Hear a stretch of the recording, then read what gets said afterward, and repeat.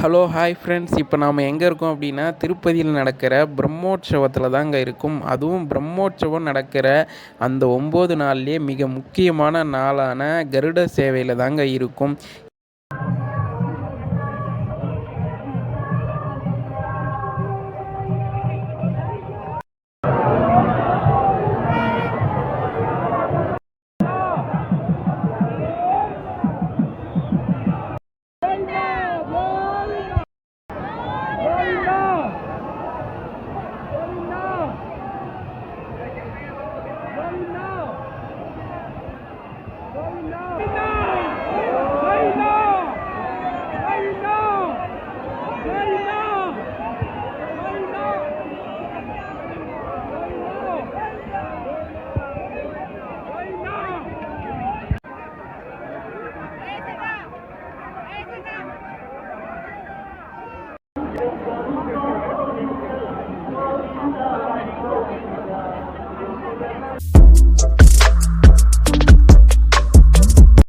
Hello hi friends. இன்றைக்கி நாம் எங்கே இருக்கோம் அப்படின்னா திருமலா திருப்பதியில் நடக்கிற பிரம்மோற்சவத்தில் தாங்க இருக்கும்.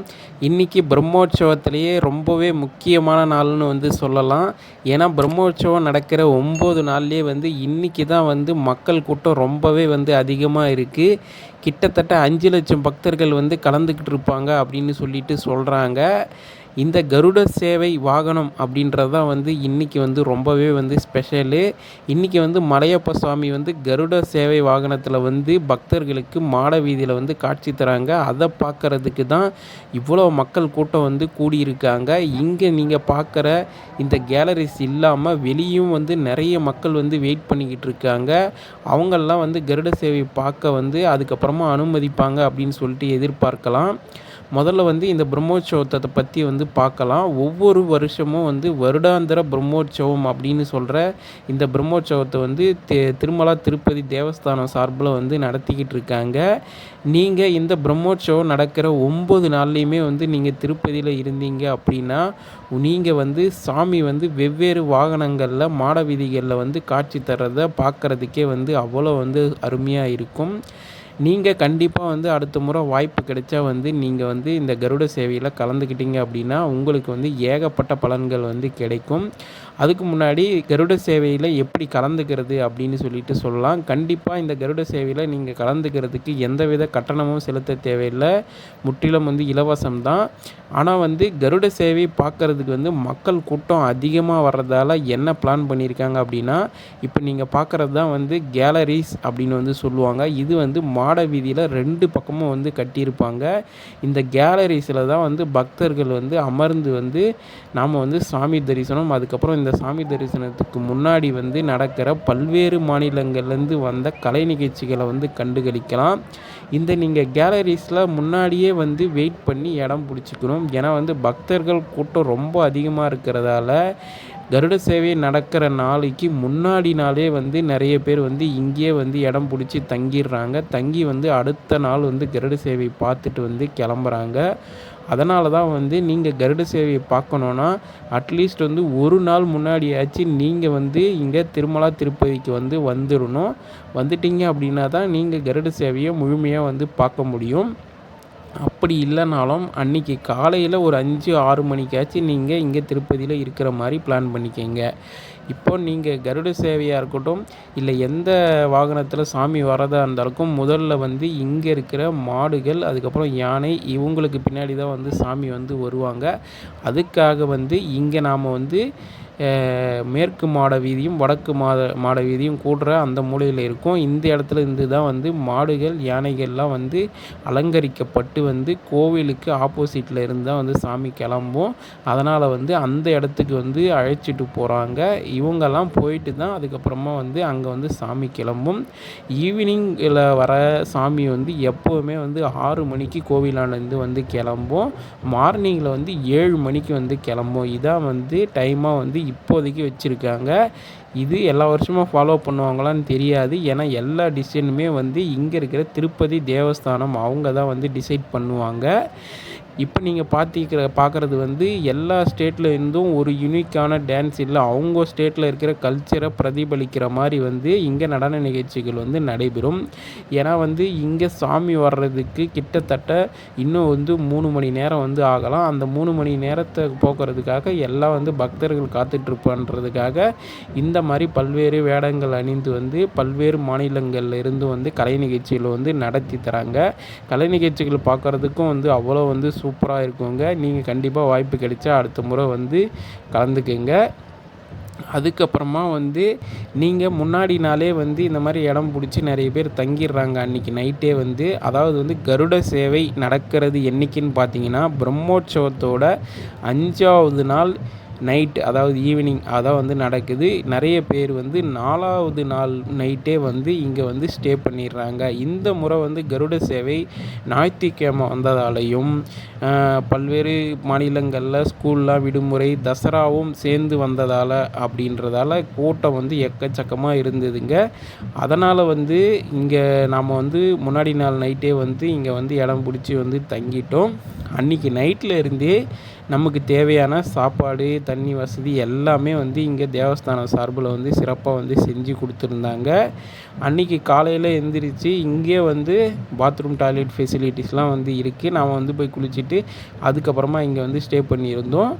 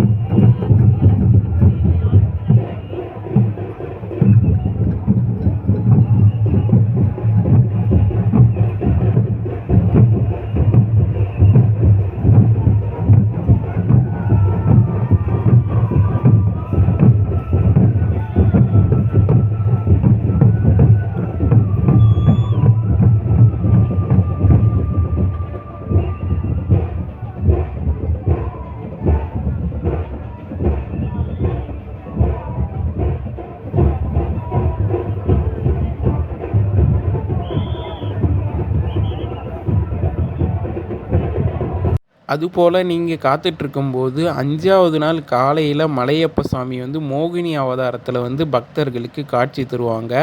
அந்த நிகழ்ச்சி வந்து காலையில் 7லிருந்து 9 மணி வரைக்கும் இருக்கும். இந்த மாதிரி கலை நிகழ்ச்சிக்கெல்லாம் சேர்த்து 6லிருந்து ஒரு 10 மணி வரைக்கும் போகுங்க. அதுக்கப்புறமா நீங்கள் வந்து கருட சேவை வாகனத்தை பார்க்கறதுக்காக கிட்டத்தட்ட ஒரு 6 மணி நேரம் வந்து நீங்கள் கேலரிஸில் காத்துட்ருக்கணும்.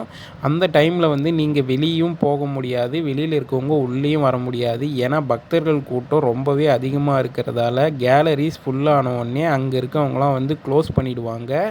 அதனால தான் வந்து நீங்கள் ஒன்ஸ் உள்ளே வந்துட்டீங்க அப்படின்னா முழுமையாக கருட சேவையை பார்த்துட்டு போகிற மாதிரி வந்து வாங்க. உங்களுக்கு கேலரிஸ் உள்ளேயே தேவையான அனைத்து வசதிகளும் வந்து செஞ்சு தராங்க. உங்களுக்கு தேவையான குடிநீர், மோர், பால், ஜூஸ், பிஸ்கெட், அப்புறம் வந்து உங்களுக்கு தேவையான காலை உணவு, மதியம் உணவு அப்படின்னு கணக்கே இல்லாமல் கிட்டத்தட்ட வந்து ஒரு 2 ஹவர் 1.5 ஹவருக்கு ஒரு முறை உங்களுக்கு ஏதாச்சும் ஒரு உணவு வந்து கொடுத்துட்டே இருப்பாங்க. அதுவும் வந்து நீங்கள் உட்கார்ந்துருக்கிற இடத்துக்கே வந்து உங்ககிட்ட வந்து கொடுக்குறாங்க. இங்கே திருப்பதி தேவஸ்தானம் சார்பில் சேவாவில் ஈடுபட்டிருக்கிற மக்கள் வந்து ரொம்பவே வந்து நமக்கு வந்து தேவையான அனைத்து வசதிகளும் வந்து சிறப்பாக வந்து செஞ்சு கொடுத்துருந்தாங்க. அதனால் வந்து ஒன்ஸ் நீங்கள் கேலரிக்குள்ளே வந்துட்டீங்க அப்படின்னா உங்களுக்கு வெளியில் போகிற தேவையே வந்து அவ்வளோவா வந்து இருக்காது. ஏன்னா இங்கே 2-3 கேலரிஸ் சேர்ந்த மாதிரி உங்களுக்கு டாய்லெட் ஃபெசிலிட்டி வந்து ஏற்படுத்தி தந்திருக்காங்க. அதுக்கப்புறம் உங்களுக்கு தேவையான அனைத்து வசதிகளையும் வந்து செஞ்சு தந்திருக்காங்க. அதனால தான் உங்களுக்கு வெளியில் போகிற தேவை கண்டிப்பாக வந்து இருக்காது. நீங்கள் அடுத்த முறை கலந்துக்கும் போது வந்து கண்டிப்பாக வந்து குடம் மட்டும் வந்து எடுத்துகிட்டு போங்க. ஏன்னா வந்து பகலில் கொஞ்சம் வெயில் அடிக்கிற மாதிரி இருக்கும். அதுக்கப்புறம் ஈவினிங் டைமில் மழை வந்தாலும் வந்து யூஸ் ஆகும். அதனால் வந்து குடம் மட்டும் கொஞ்சம் கண்டிப்பாக வந்து எடுத்துகிட்டு போங்க. அது கொஞ்சம் யூஸ் ஆகும். மற்றபடி கேட்டிங்க அப்படின்னா எந்த ஒரு பெரிய வந்து உங்களுக்கு தேவையும் வந்து இருக்காது. ஏன்னா வந்து இந்த முறை பிரம்மோற்சவத்தில் கலந்துக்கிட்டதில் எனக்கு ஏற்பட்ட அனுபவத்தை தான் வந்து உங்கள்கிட்ட வந்து ஷேர் பண்ணியிருக்கேன்.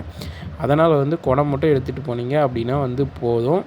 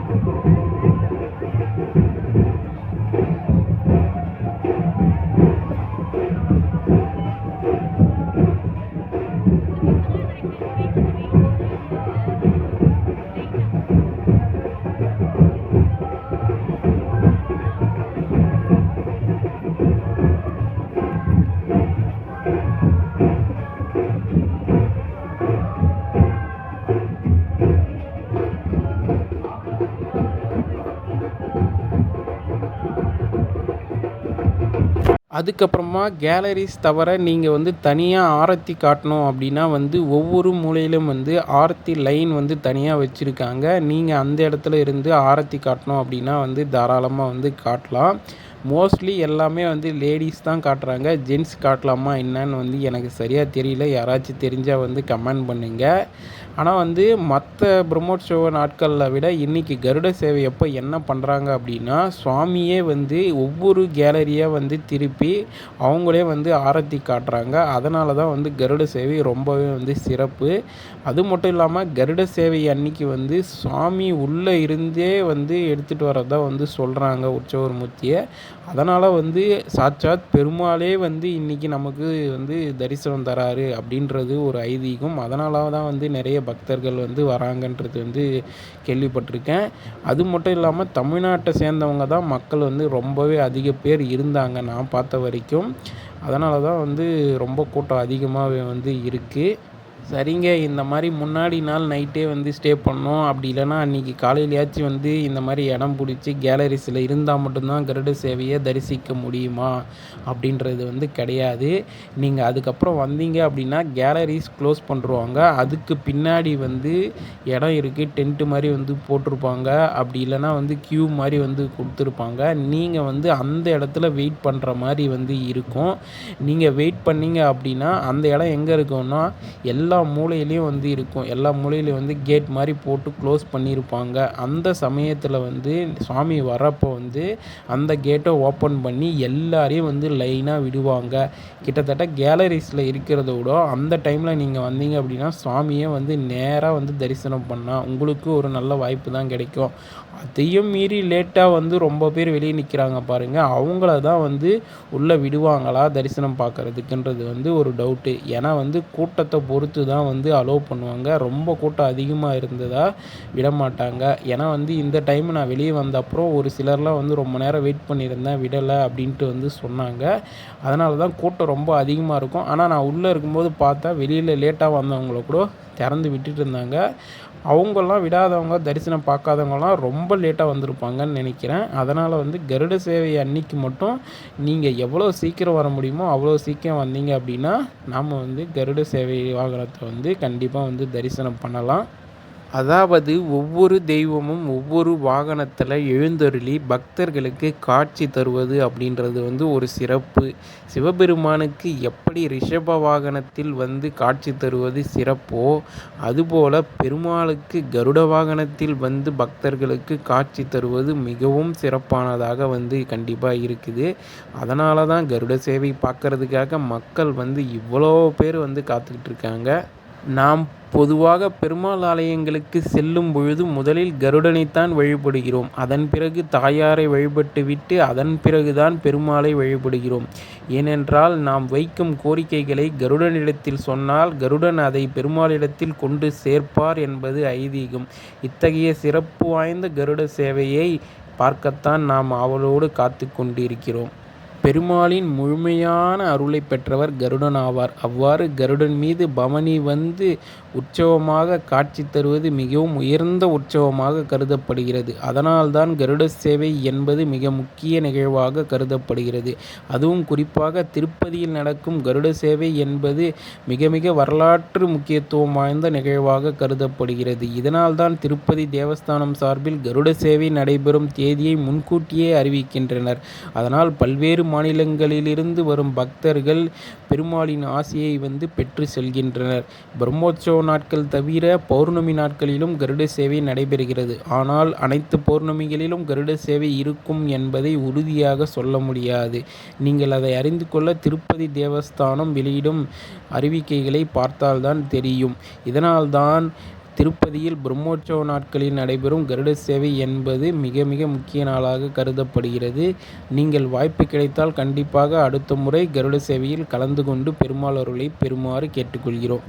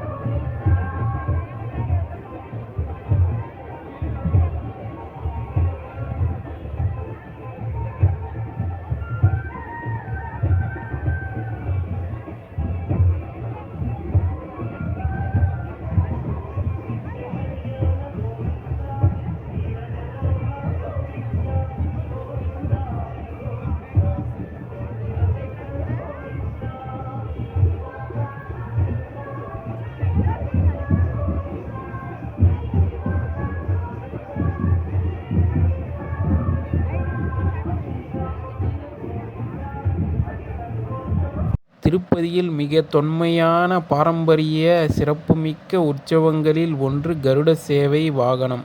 திருப்பதியில் நடைபெறும் உற்சவங்களில் கருட வாகனத்தில் எழுந்தருளி இருக்கும் பெருமாளை தரிசிப்பது என்பது புண்ணியமான பலன்களை தரக்கூடிய சிறப்பான தரிசனம் என்று சொல்லப்படுகிறது.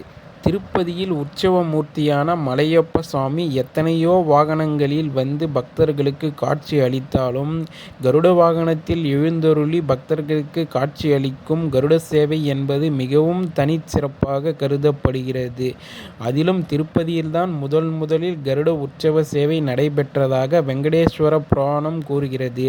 இங்கிருந்துதான் மற்ற வைஷ்ணவ தலங்களிலும் கருட சேவை பின்பற்றப்பட்டதாகவும் கூறப்படுகிறது. இது பக்தியின் வெளிப்பாட்டை உணர்த்துவதற்காக நடத்தப்படும் உற்சவமாகும். அதாவது கருடன் எப்படி பெருமாளை சரணடைந்தாரோ அதுபோல பக்தர்களாகிய நாமும் பெருமாளை சரணடைய வேண்டும் என்பதே இதன் நோக்கமாகும். இப்படி பல்வேறு சிறப்புகள் வாய்ந்த கருட சேவையை பற்றி நாம் கூறிக்கொண்டே செல்லலாம். இன்னும் நாம் கருட வாகனத்தில் எழுந்தருளியிருக்கும் பெருமாளை தரிசிப்பதற்கு கிட்டத்தட்ட 1 மணி நேரம் ஆகலாம். அதற்கு இடையில் இவ்வாறு பல்வேறு கலை நிகழ்ச்சிகளை திருப்பதி தேவஸ்தானம் சார்பில் நடைபெற்று கொண்டிருக்கிறது. அதனை கண்டுகளித்த பின் நாம் கருட சேவையை தரிசனம் செய்யலாம்.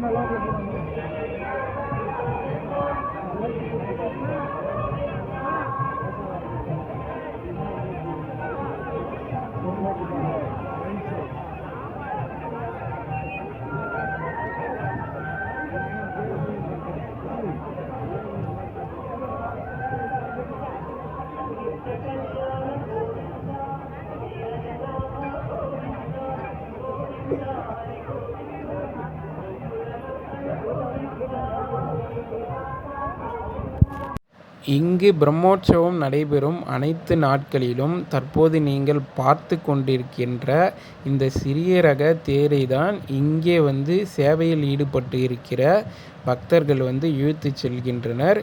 இது அங்கே கோவிலுக்கு எதிரேயிலிருந்து சாமி கிளம்பி விட்டது என்பதை தெரிவிக்கிறது.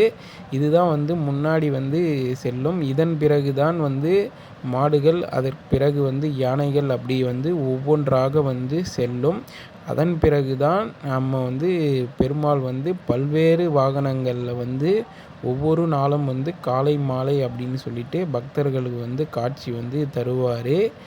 இப்போ நீங்கள் பார்த்துட்ருப்பீங்க. இங்கே பாருங்கள், முன்னாடி தேர் போகுது, பின்னாடியே மாடு போகுது. இது ஓங்கோல் ரக மாடு மாதிரி தெரியுது. அதன் பிறகு 4 யானைகள் வருது. இது எல்லாமே திருப்பதி தேவஸ்தானம் சார்பில் இங்கே திருமலையிலே பராமரிக்கப்படுது. அதை நாம் வீடியோவோட ஸ்டார்டிங்லேயே பார்த்துருப்போம். அதை தான் நீங்கள் இப்போ பார்த்துக்கிட்டு இருக்கீங்க. ஸோ இது போனதுக்கப்புறமா மீண்டும் கலை நிகழ்ச்சிகள் நடைபெறும். அதன் பிறகு கடைசியாகத்தான் நாம் பெருமாளை கருட வாகனத்தில் வரும்போது நாம் தரிசிக்க போகிறோம். ஸோ தொடர்ந்து வீடியோவை பாருங்கள். கடைசியில் கண்டிப்பாக கருட சேவையை நாம் தரிசனம் செய்யலாம். இந்த கேலரியில் வந்து வீடியோ எடுக்கிறன்றது ரொம்பவே வந்து கஷ்டமாக இருக்குது. ஏன்னா வந்து பின்னாடி இருக்கிறவங்களுக்கும் வந்து டிஸ்டர்ப் பண்ணாமல் வீடியோ எடுக்கணும். அதனால தான் வந்து கஷ்டப்பட்டு வந்து வீடியோ எடுத்திருக்கோம். சரியாக வந்து கண்டிப்பாக தெரிஞ்சிருக்குதா அப்படின்னு வந்து தெரியலை.